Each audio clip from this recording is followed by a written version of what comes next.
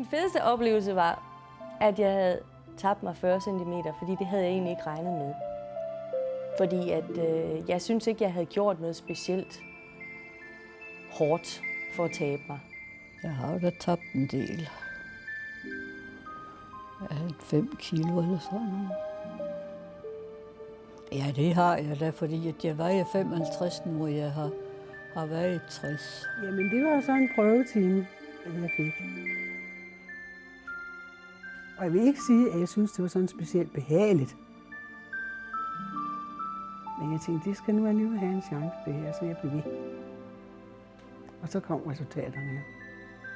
Og så langsomt begyndte jeg så at kunne smide mine krykker og sådan noget. Jeg kunne bedre holde til at gå. Så alene det, altså det giver mig livskvalitet. Og så gør det jo heller ikke noget, at man også taber sig lidt samtidig med. Jamen, jeg har brug for at holde min vægt ved lige. Og formulere min figur i hvert fald. Få den så flot, som den overhovedet kan være.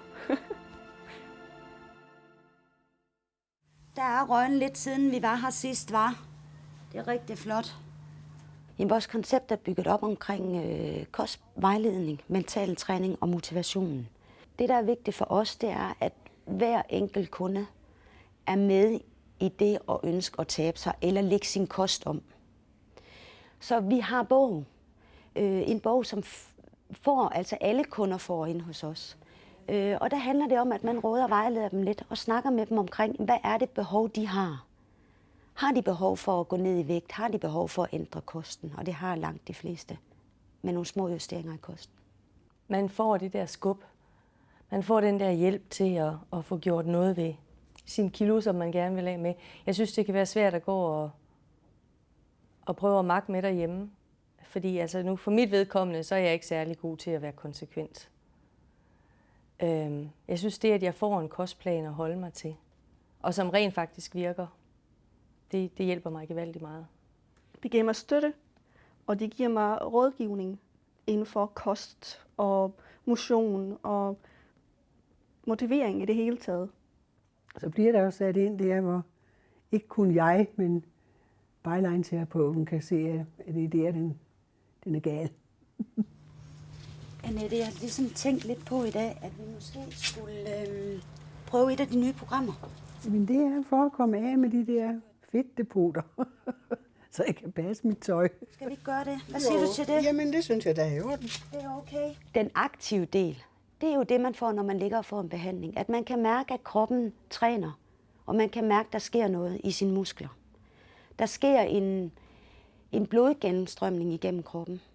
Og det er det, der gør, at man får en rar fornemmelse. Du får en velvære bagefter. Husk at få vejrtrækningen godt med ned i maven. Det var en meget speciel oplevelse i hvert fald. Det var helt noget nyt. Det er i hvert fald ikke noget, man har prøvet før.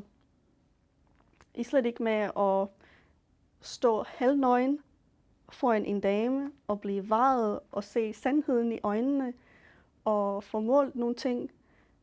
Man bliver bekræftet i, hvordan ens krop ser ud i hvert fald.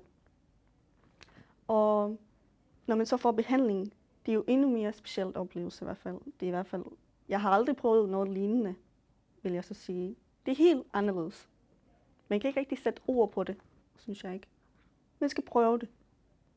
Det er bare så behageligt, altså. Det føles som om, man bliver masseret over det hele, altså. Det giver noget livskvalitet i hvert fald. Jeg synes også, det hjælper. Som nu for eksempel, nu har jeg noget dårlig ryg og op i nakken og sådan på armen og alt det der.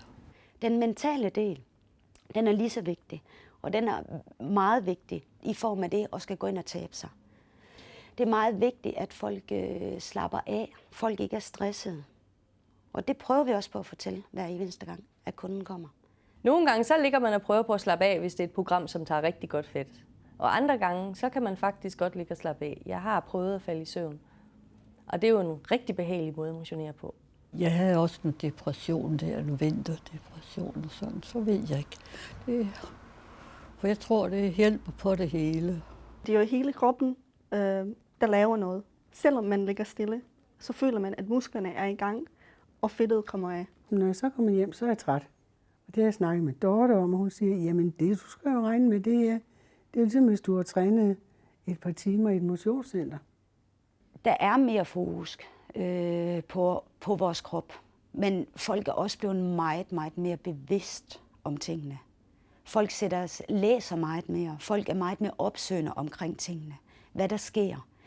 Og ja, jeg tror måske, at det er den vej, det går. Men stadigvæk har vi jo fitnesscentrene, og det er jo også vigtigt at bevare dem. Og det er vigtigt, at vi ligesom finder ud af, hvad er godt for mig og hvad er godt for dig. Men alting er en kombination, og det tror jeg er vigtigt. Jamen, jeg tror nok, at jeg er måske lidt for malig anlagt til et motionscenter. Jeg synes, for at være helt ærlig, jeg synes, det er dødkedeligt at stå på sådan en trædemølle der i 100 år. Jeg keder mig gevaldigt. Og jeg vil også sige, at et motionscenter, der tager du hver eneste muskelgruppe for sig og arbejder med. Og det er jo også en god ting. Altså. Men her, der kan du arbejde med rigtig mange muskelgrupper på samme tid. Og jamen altså, der er jo ikke noget i vejen med et motionscenter. Overhovedet ikke. Jeg er bare... Jamen det passer ligesom bedre til mit temperament, det her. Så jeg bruger det som en slags motion. Men man motionerer hver dag, så det er jo vigtigt, at man holder det ved lige. Min vægt i hvert fald. Så hvis jeg ikke har lyst til at komme ud og løbe en dag, så kommer jeg herned og får en behandling. Hvis der er sådan, jeg vil fungere i min dagligdag, så er jeg også nødt til at tage det her med. Gå også til andre ting, altså fys og træning og sådan flere ting. Men altså, det her, det giver mig meget, så det vil jeg for alt i verden ikke undvære. Altså. Dorte, hun siger, at jeg har sagt, det sidste gang jeg var, at det drager. Og det tror jeg også, det er nok det rette ord. Kvinder bruger penge på meget. Og der synes jeg, det handler om, jamen, hvad er det, jeg vil? Hvad er det godt for mig? Hvis jeg har lyst at bruge penge på det her, så er det jo det, jeg gør. Jeg har jo også lyst til at bruge penge på fitness. Jeg har også lyst til at købe make-up eller gå til en frisør. Så det handler om at prioritere lidt. Og hvad behov har jeg?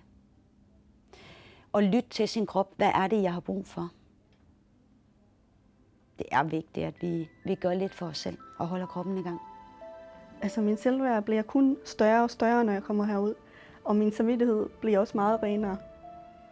Jeg føler, at jeg får lavet noget. Og jeg får resultater, som jeg er tilfreds med. Og det synes jeg er vigtigt.